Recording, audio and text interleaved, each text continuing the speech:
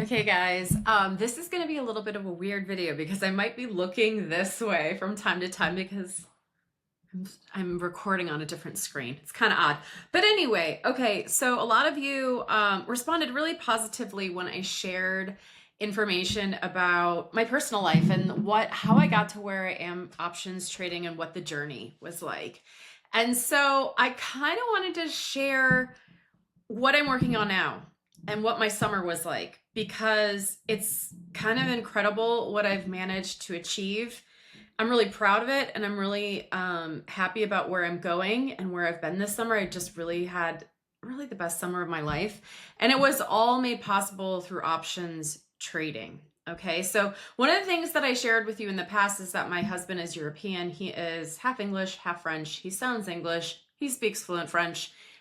He was raised in England. A lot of his family lived in France. And from being over there with him, I've really fallen in love with Europe and what it has to offer and the lifestyle there.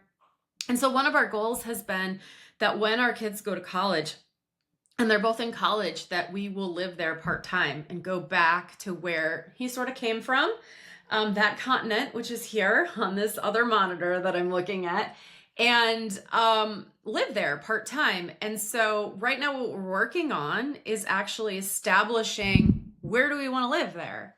I think it'll be France. We're gonna see because I actually have been working on learning French. It would be crazy to not actually use it now, and he has fluency there, so that's good. But so what we did this summer was we went on this epic trip for a month. Okay, and I say this, and this is why this is interesting, I think, for options traders, is because I traded options when I was there the whole time.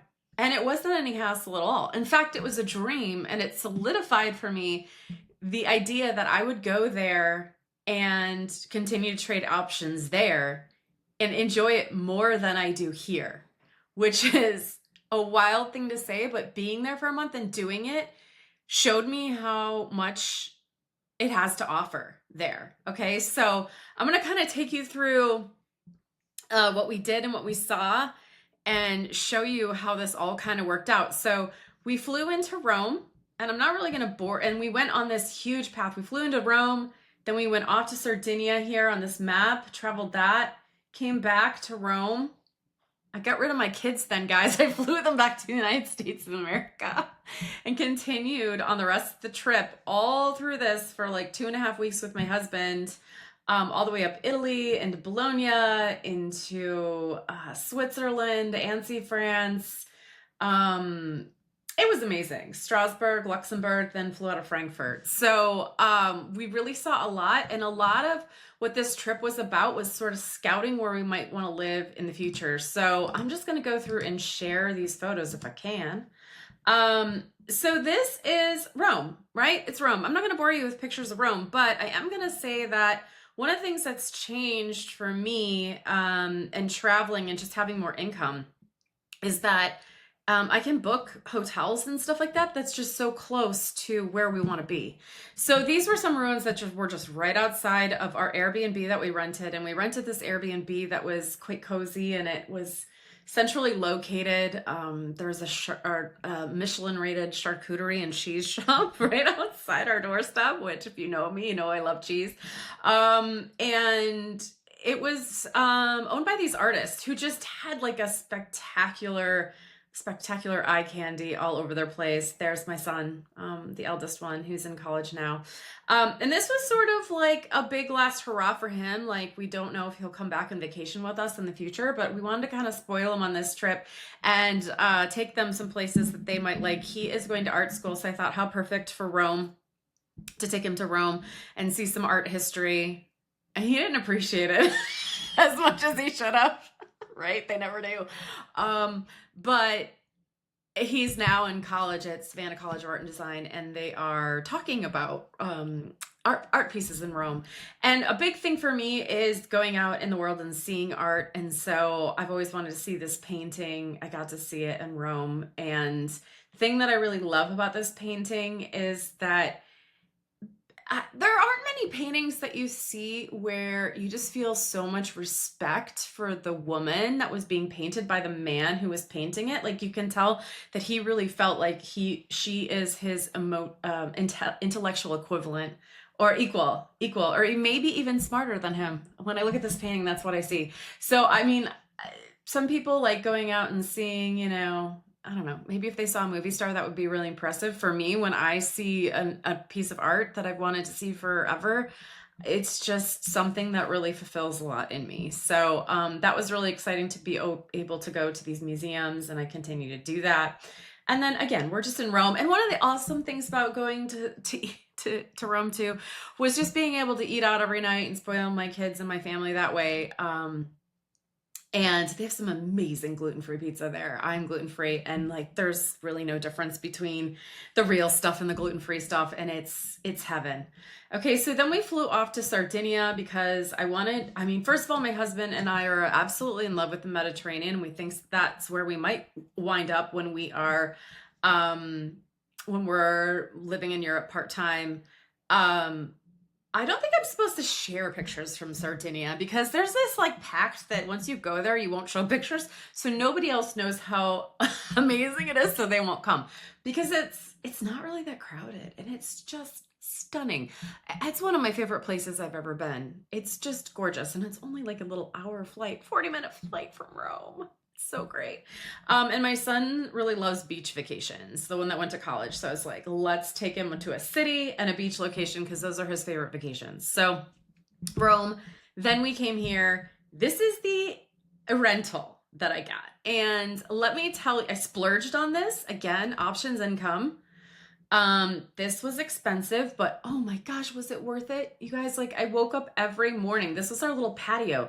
This was the backyard. This was the like view from the side yard, and half of this land kind of belonged up until here to the Airbnb. It was crazy. This is my husband trading and getting ready to listening to the market report because he's a day trader on our patio in the morning. And like we were not adjusted to the time so much yet. Time change, so we were up early in the morning, but getting up or that early in the morning and just soaking up the sun on this patio, I mean, like I was as happy as a pig in poo. It was just beautiful. Sardinia is beautiful. They have these amazing hikes you could go on. It's just unbelievable beauty there. I can't really express how gorgeous it is. It's just, I love nature, and to be able to immerse myself in this, we were there for a week. And to be able to immerse myself in these hikes and go there, I really fell in love with it. I told my husband, and he doesn't disagree with me, that this might be where we wind up. In fact, this Airbnb that we stayed on was $1.5 million. And I was like, looks like I need $1.5 million to buy my place here because I could be happy here, no question. And then we took this little catamaran, rented this little catamaran. They took us around to some islands. That was incredible. The village was very colorful that we stayed in. This was near, I'm blanking on the name, but it's northern Sardinia. Absolutely stunning. We only went into the middle for a couple little day trips, but beautiful, beautiful coastline. Can't say enough about it. Really can't say enough about it. And then what did we do? Okay, so we dropped off our kids at the airport in Rome because we had spent like 4 or 5 days with them in Rome, and then we had spent a week with them in Sardinia, and my eldest is 18, so I was like, you get to go home. They also were over it with us. They were just sort of like, we're done. I knew they would be done then. So I sent them home and on their own flight, which was incredible. And then me and my husband carried on. We carried on our trip. So this was a really cool part of our life where our kids are now independent and we get to go out and see what we can do on our own. So we went to Bologna because I just read it was like an underrated city in Europe, and boy, were they right. Bologna is awesome. We spent 2 days there. And I love this town. And apparently it's a big foodies town. And again, like the gluten-free pasta everywhere. It's everywhere. And then you go over to France and they're like, no, we don't have anything gluten-free. And you're like, what is wrong? I mean, Italy is just really a gluten-free paradise. There's reasons for that I won't go into. But this was a cool little place we stayed in Bologna. and had some fun trading there. Had a lot of fun trading there. It's a very youthful town. There's tons of college students there, so the vibe is just incredible there. Like, again, tons of art in Bologna too, which I wasn't expecting. And I bought some pieces of art there too for my photography collection because I love photography, and my previous career was in photography. So that was super spectacular. And then we went over to Annecy, France, on the Fête de Musique. I forget what that's like. Basically, summer solstice, and they have this huge music festival. And so the town was like overrun by tourists and guests. But so much fun, so much fun. This town looks like if you went to Disney World and they said this is what France looks like, you'd be like, this is it. It's a little too touristy for my taste, but it is on an amazingly huge blue lake. And if you wanted to go swimming there, it'd be incredible. It was very hot when we went. And then since we're wound up in France, which is my favorite country in the world, we have to start partaking in my favorite hobby, which is eating these cheeses. In this area of the world, they have a lot of stinky ones, like the Munsters and stuff like that. So I indulged in those, of course.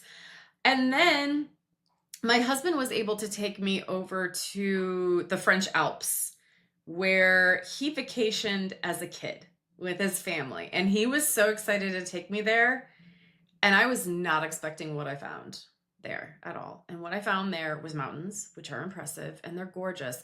But I kept wanting to look up, but I couldn't because I kept looking down, because the wildflowers in this little village that they used to stay in outside of Briançon, France, is like, I don't know, you guys probably, I don't know if you don't know this about me, but I freaking love flowers and I love gardening.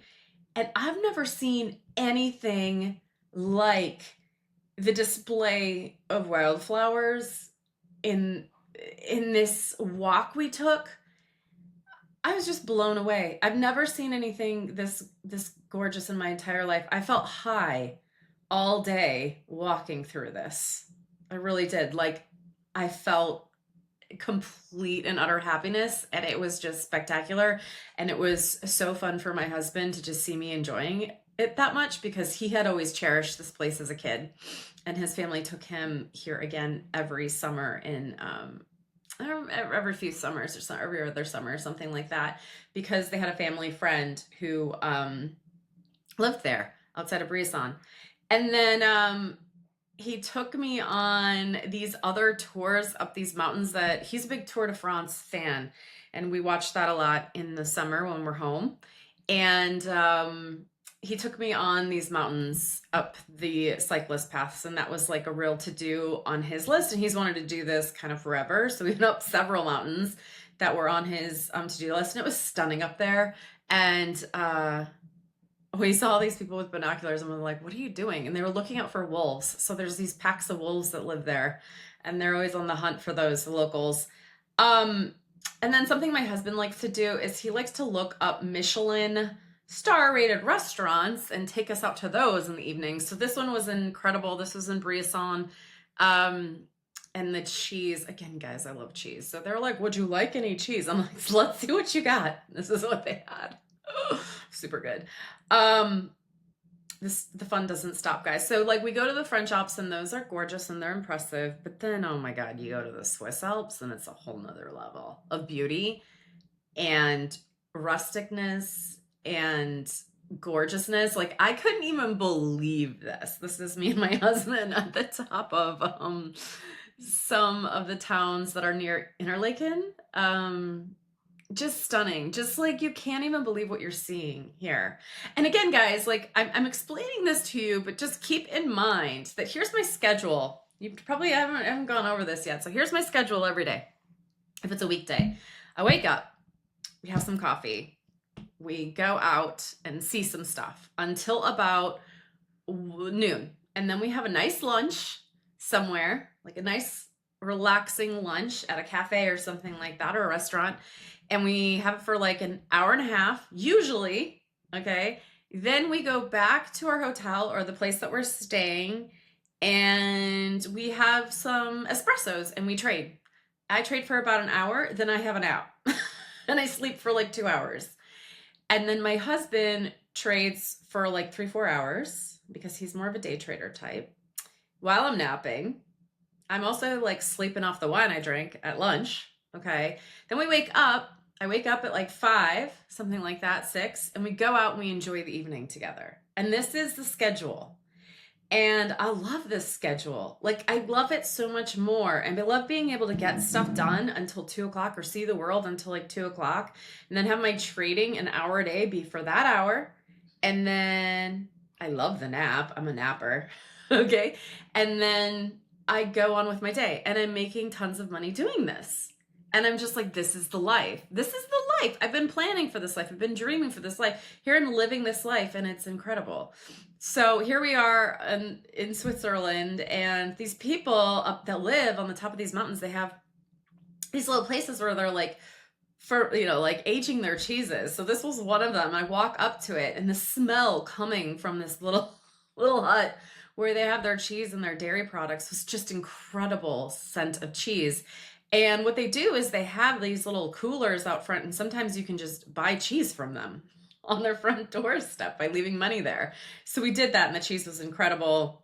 Here's a little woman looking outside of her house. It was just unbelievable. Switzerland really blew my mind. There's a lot of people who think Switzerland's too expensive. You shouldn't go there. Crazy. You should absolutely go there. This is one of those little like huts I went into, and this is a picture of the cheesemakers, and this is their cheese for sale in this little thing, and I got some and it was delicious. Sort of a mix between like a Parmesan cheese and a Conte, if you guys know what I'm talking about. If you don't, you gotta go there and try it. Again, Switzerland, like what? Just stunning. I'm so glad I had the opportunity to go, and I will go back. I love this roof. Super fun. Hopefully I'm not boring you with all these pictures. Then we go back into France and we go to check out Alsace, because I was honestly thinking that Alsace might be a place that we would want to look into living. I've always seen pictures of it there and been like, this looks like I would really like it here. So we got to check it out. We got to check it out because that's what we plan to do. We plan to go after my youngest kid is in college, like 3 years from now or 4 years from now.